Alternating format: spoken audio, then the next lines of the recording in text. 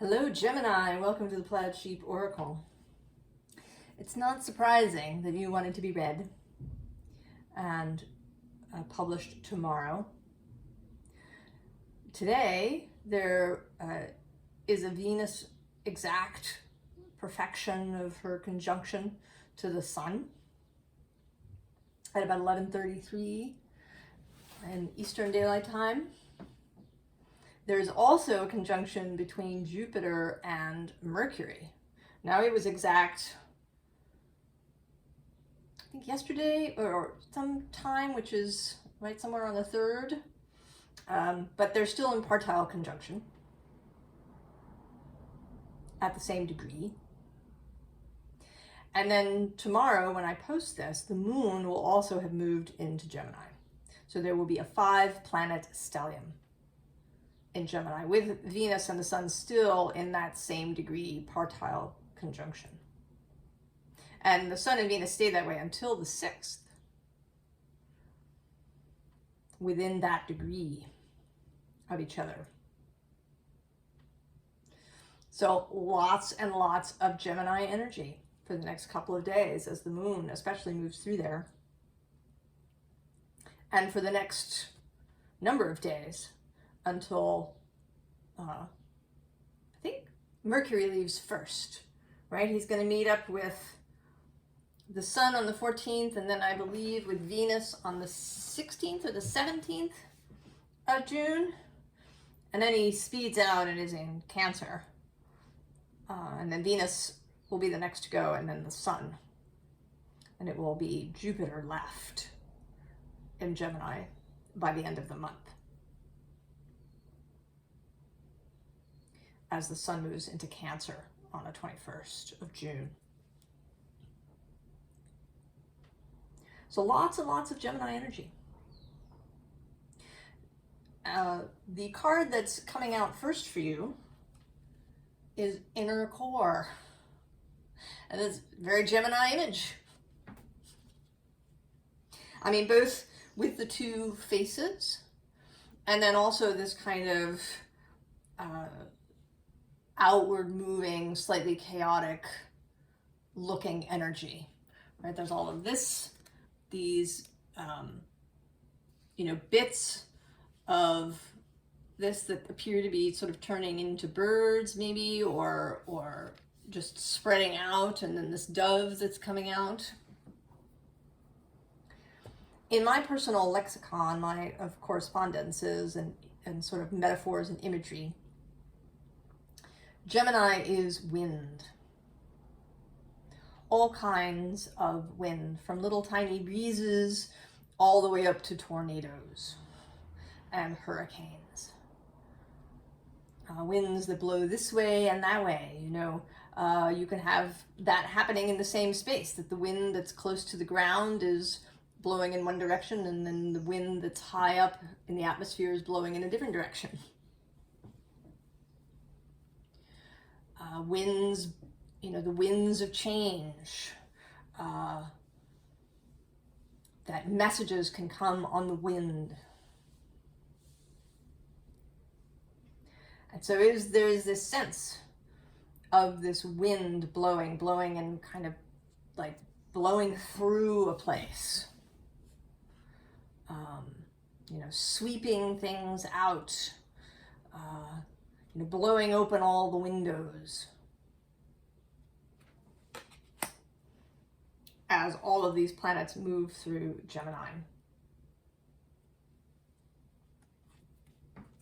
We start with the corpse and the 10 of Swords. And appropriately, the end of a certain kind of thinking, perhaps, for you and for all of us, maybe, who are here. That a certain kind of thinking, certain thought patterns are coming to an end. And this is doubly confirmed because at the bottom of the deck is death. So there is an ending of some sort that has to do with the mental sphere. This isn't really, like, I wouldn't say, for example, that this is some project coming to completion. It could be, I suppose. But there isn't really a sense of that. We don't get the 10 of Pentacles here. Or the 10 of Wands, which might talk about the ending of something more creative or more physical. This is really more about an ending to a way of thinking, an ending to a set of belief systems, an ending to a particular way of looking at things. It could be an ending to how we write in relationships, because the other thing that's happening is that there is something in all the air signs. Pluto is in Aquarius, also kind of a planet that can denote endings. And then the South Node is passing through Libra, which is also can be seen as a energy of the past, things that are being left. And this Venus-Sun conjunction is in a trine to that South Node in Libra. So although there isn't really a grand trine, Jupiter is in trine, Jupiter and Mercury were in trine to Pluto, and the moon will be shortly. But there's nothing in the early degrees of Libra to give us a grand trine, but there's still this sense of a connection of all the air signs. So that something happening in one is going to reverberate through all of them. And that always, I think that always happens, because there is a relationship between signs of the same element. But now it's a special, because there is actually, right, this trine energy kind of going on. And trining from Gemini to Aquarius, and Gemini to Libra.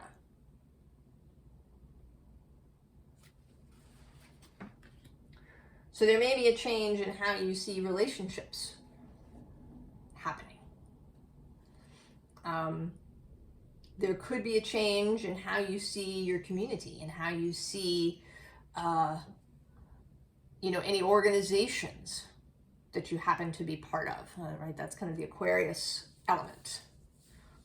In your relationship to power around the mental sphere. Another connection to Libra here is this Empress coming out below the 10 of Swords. She is Venus. And so therefore, right, Venus in Gemini is part of this Cazimi that's happening, as well as Venus and Libra.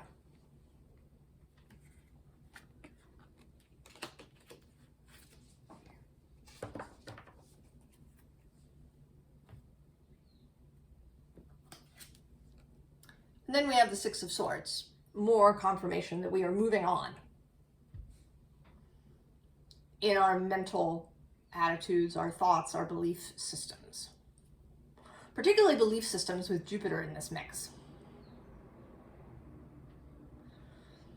And in communication with Mercury at home now in Gemini.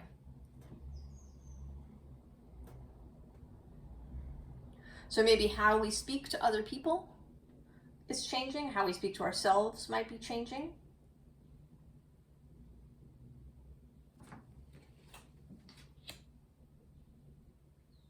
How we take in information might be changing. If you were somebody who was forever skeptical of, didn't trust anything that anybody ever told you, you might find you're more discerning about that.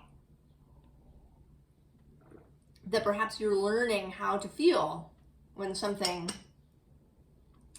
feels true to you, with Venus there in the mix and Jupiter. Or if you're somebody who was always trusting, you always believe what this person told you, or these sources would never lie. or I always trust this person. There again, you may be finding more discernment.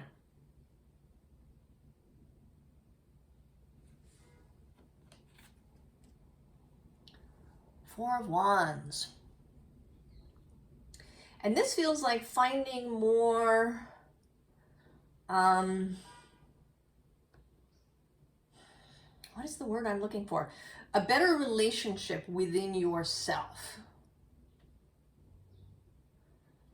The ways in which you might have, been forever going this way and that way. That maybe you couldn't commit to a particular path or to a particular tradition or to a particular set of practices. That you were forever moving from one thing to another, or that you had a lot of internal cognitive dissonance. Or that you're, kind of vacillating back and forth between kind of waiting and then acting. Maybe you wait as long as possible and then suddenly, when you can stand it no more, you take action. Or you do until you collapse and then you're forced to wait. In whatever ways that you have internal conflict,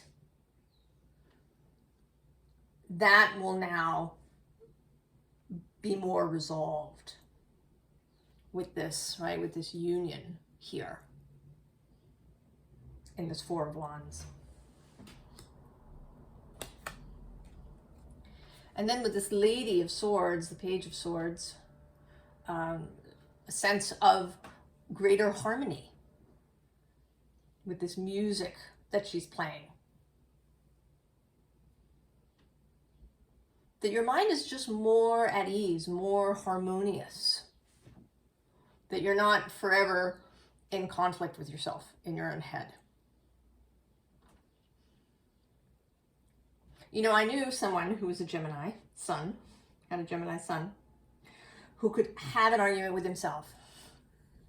It was amazing to watch. He could, have a whole, you'd get him started in conversation and then he would kind of take over both parts. You didn't even really need to contribute. You could just watch him go back and forth between the two sides.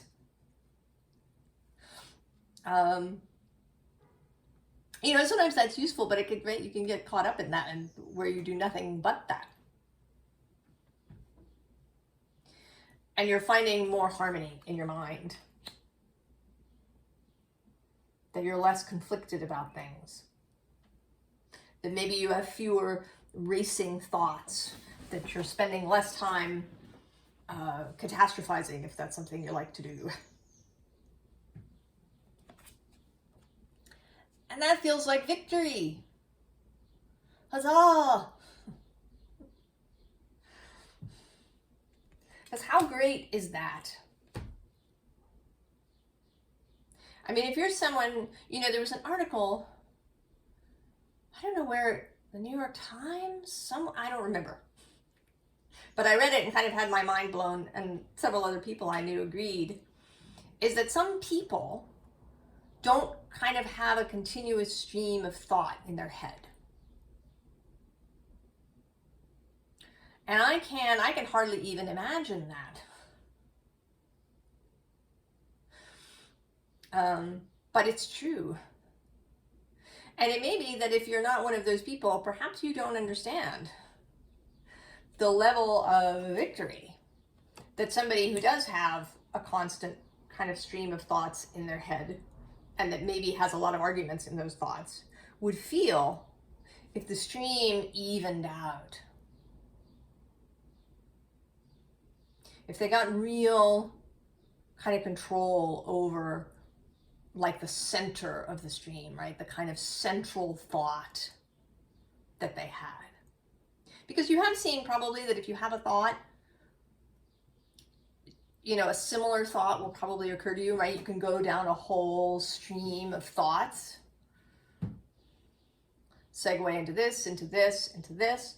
And if you start in a difficult place, sometimes you end up right in the catastrophe. But if you start in a really good place, you end up in a really beautiful place at the culmination. So to be able to have control over that central core of the stream of thoughts, so that you attract more like thoughts. Right? That is victory. Total victory.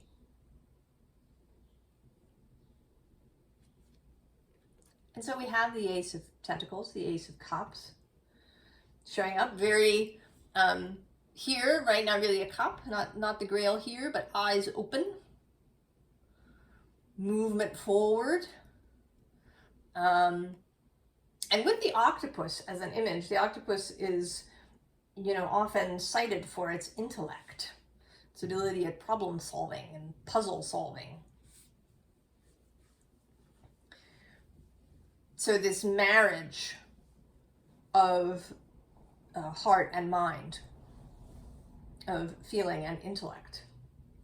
And below this we have the World. Another ending, just in case. Oh, and then, well, we're going to continue because we can, oh yes, we have to continue. We have Temperance, right here, very at ease. She's not, she's not even pouring her water back and forth. She's just having a glass of wine. Right? We are temperate. We are moderate. We are, right, in this beautiful flowing stream of thought. And then your card, the Lovers, showing up. Now, at the bottom of the deck, we have the Hermit, which is interesting because that's Mercury's other home, Virgo. And here, this sense of, right, more sense of being at peace, of the ability to focus, to concentrate, maybe to meditate, if that's something that eludes you. To focus on a project or an idea or, whatever it is you're doing, on a book.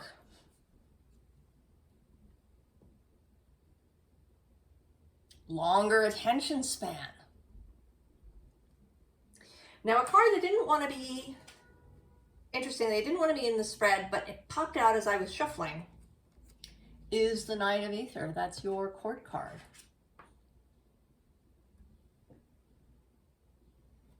So you are here.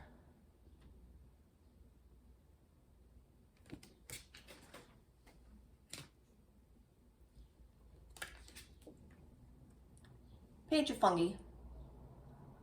The ability to begin something new, to start, to be a student, to begin something new. Because if your mind is all over the place, then it's difficult to do anything, to finish anything, to focus on anything,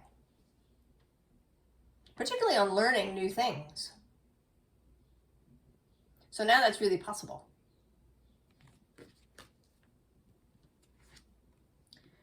And then with this Four of Pentacles, the ability to choose.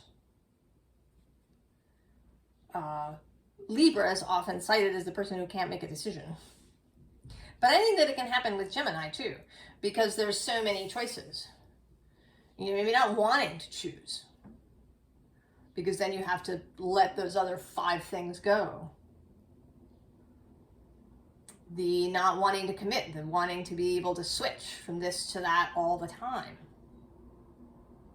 And that can have its beauty and its uses in life, but it can also be crippling and cause stuckness and stagnation if you can't choose. Or you compromise. Years ago, one of my aunt's colleagues at her job was kosher, and he bought himself sets of dishware so that he could, you know, divide up his food appropriately. But he couldn't decide which set of plates to use for what. For weeks. I think months even. So he was just eating off paper plates for months. Because he couldn't choose. Right? Have you been eating off paper plates because you couldn't choose? Well, now you can choose because you've gotten this more focused stream of thought.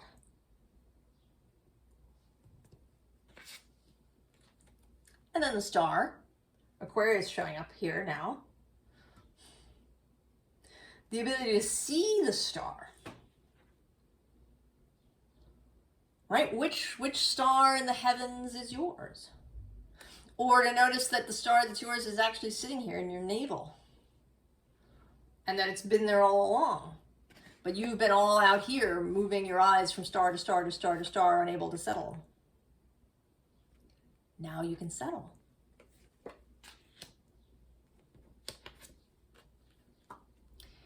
And then the two of funny, you can get going. You know, we have the Ace of Pentacles, and then there's the 2. And that's getting going. You've moved from the 1 to the 2.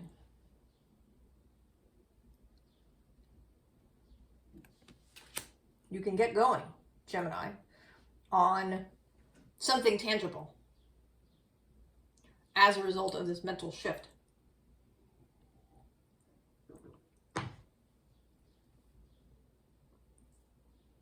And here we move a little bit into, right, this is kind of talking about, you know, maybe projects or jobs or, you know, choosing somewhere to live or buying a new home or, you know, something of this nature.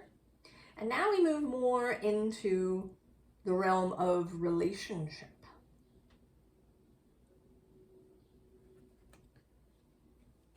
The top card here is time to move on.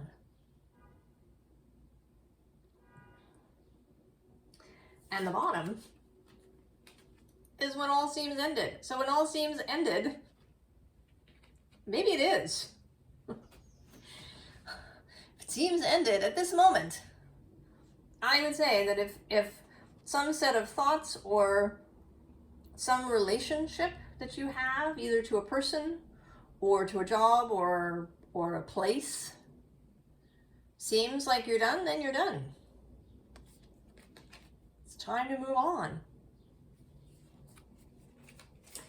And what's interesting is that under this card is the beneath opens up to you. So the other aspect of being able to focus, to having this focused stream of thoughts, is that you can see things that you didn't see before. And it may be that as you are able to focus, as you're able to push out distractions and really, you know, focus on what it is that you want, and how you want to feel with Venus in the mix, and, you know, what your values are, what your beliefs are with Jupiter.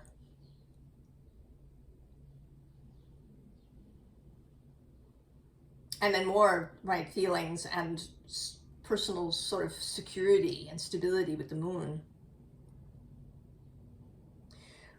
When that happens, you can see more, and you can see, you know, that maybe this relationship with the person or the place or the thing doesn't work. When you have a lot of stuff going on, and that's kind of a stereotypical thing, isn't it? The couple that gets divorced after the children leave. When they have an empty nest and they look at each other and feel, you know, who are you? We had all of this stuff going on in our lives. It was so crowded that we didn't even notice that we'd totally grown apart and now want completely different things from our lives.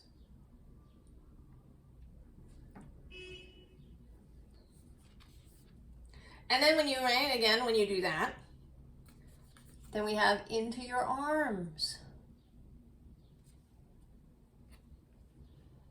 Right? You can find the relationship that you want, that works for you, that is, you know, that makes your heart swell. And then also the return of lost selves. So a very improved relationship with yourself, which is the primary relationship that we have. If we're not in good relationship with ourselves, then everything else is going to be more difficult. You know, I don't believe that you can't love someone if you don't love yourself. But I think that your love then is restricted.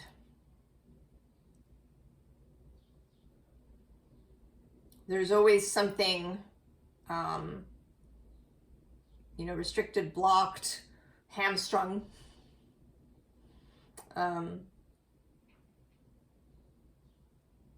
know, kind of one foot tied to a chair so you can't move.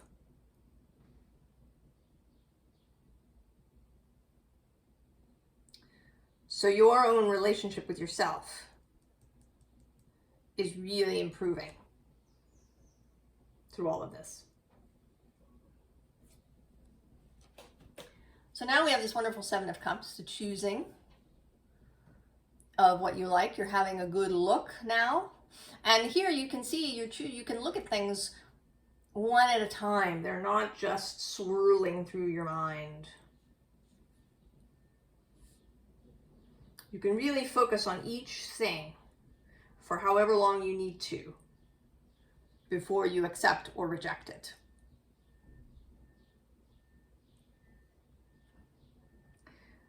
And then because you can do that, because you can choose, you know, and I don't think necessarily that you just have to choose one thing. You know, maybe you're choosing both a new home and a new job. But you have the ability to focus on each of those things appropriately. And maybe also the ability to see how the two things work together, how those two things have their own relationship to each other. Because the underneath here is you again, the Lovers. The bottom of the deck is the Princess of Staves.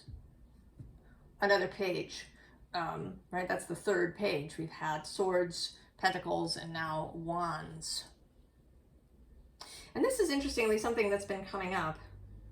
This multiplicity. We've had lots of Knights in one reading, and Kings in a reading, and Queens, representing all the different suits.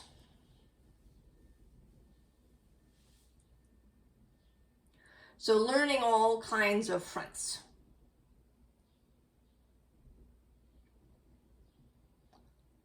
Starting new things in all kinds of ways. Receiving messages. Now under the Lovers, we have a repeat of the Corpse. Nothing to see here. Keep moving, man. No rubbernecking. And this Corpse, just shh. Keep moving.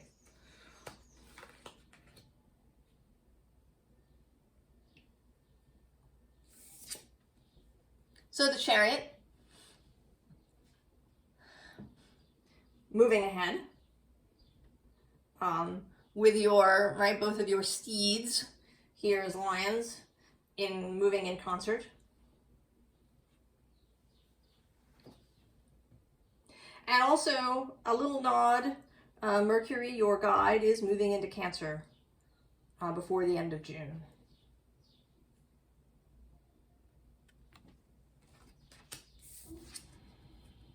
The Nine of Cups, celebration, having fun, wishes fulfilled, the ability to really relax. You know, to not be forever thinking about things. You know, you're not going to be checking your phone when you're out to dinner with your friends. Or having your mind wander back, you know, to something that you left at the office. You can really sink into this Nine of Cups energy. King of Swords, another Aquarius nod. Clarity of mind, the ability to strategize and plan, and absolutely focus. That is an Aquarius gift. They are the fixed sign. They have the ability to be on target, to, push out distractions, to stay the course. And then there you are as the Hermit, repeating. And here in this kind of dreamy way, a more ethereal, mystical way, right? This is a really mystic hermit, out on this cliff looking out at the ocean and his star that guides him.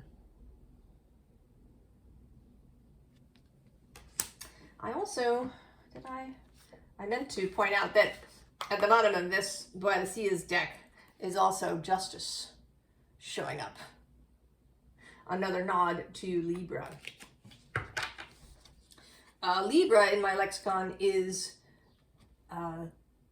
both the voice and the in-breath and the out-breath.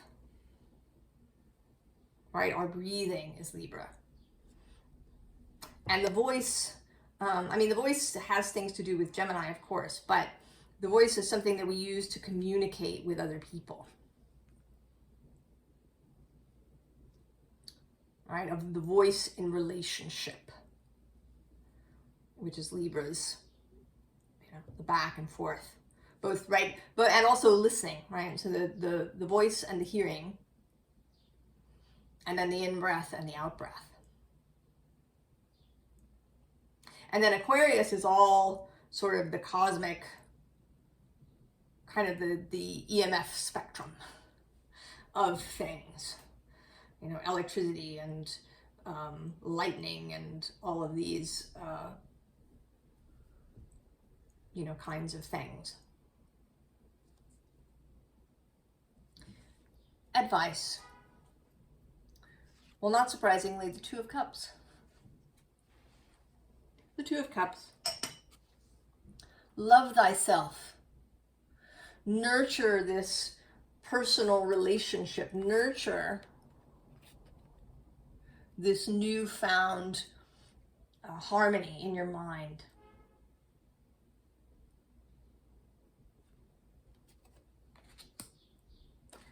The Chariot below that. And then the bottom is the Knight of Cups. The dedication.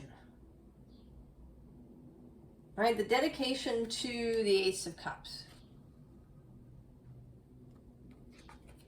The dedication to the way of the Moon and Venus, and also Jupiter a little bit, I think. There is a sense of that, of what you believe, of what your values are.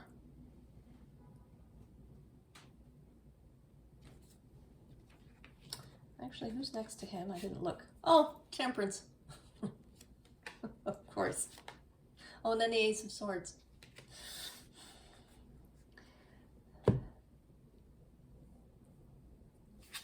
So we have both the Queen of Wands and the King of Wands.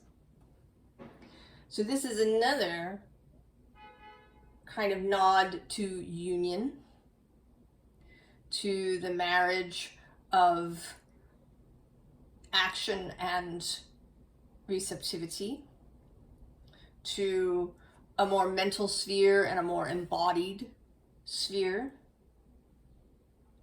And here coming through around inspiration. You've met up now with Jupiter Mercury has met up with Jupiter. And I think that is inspiring. Well, actually, first there was Uranus with all kinds of things to say, and then Jupiter.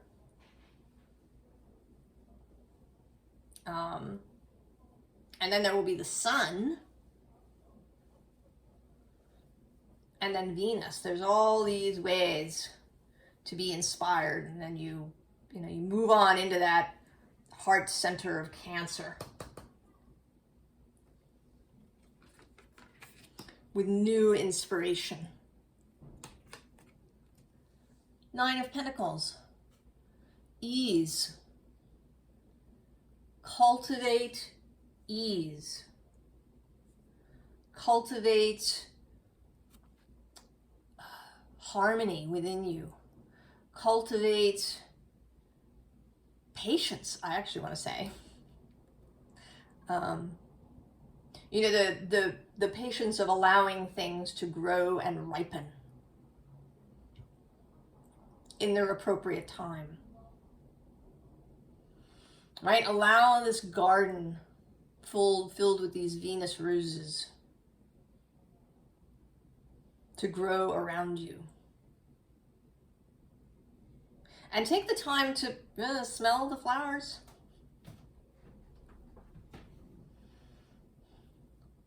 To look at them, to see their beauty. And maybe as you are, right, there's Gemini that you could communicate that beauty to. I mean, the Nine of Pentacles is sort of a solitary energy. But maybe you write, or you compose music or songs. Maybe you write poetry. Maybe you take photographs that you might share with people of this feeling that you're in. And then the Ace of Wands here at the end. When the inspiration comes, and it will, take it. Take it and know that now you have this focus. And you don't, this newfound focus is not limited to the time period that all of these planets are in Gemini together. When you have learned something new, you get to keep it. Though it may need nurturing, cultivating, practice.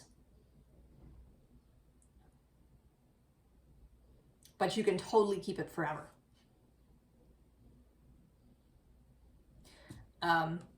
The bottom of this deck, it has this lake, which is like this, this immersion idea, and there's sort of a Gemini this and that thing here of outward moving energy and inward moving energy. But more interesting to me was the bottom of the deck, which is magic. I sort of expected this card to come out as the primary card. It's the thing that occurred to me when this deck raised its hand to be chosen. But it's here as the underlying energy of magic.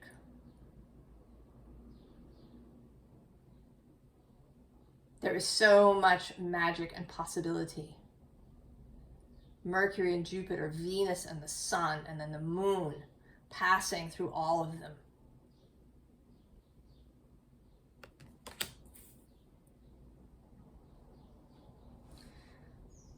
Gemini, you're in a whole new league now. That you can really focus your thoughts. A whole new world is going to open up for you. Now that you're really getting control over this inner core of you.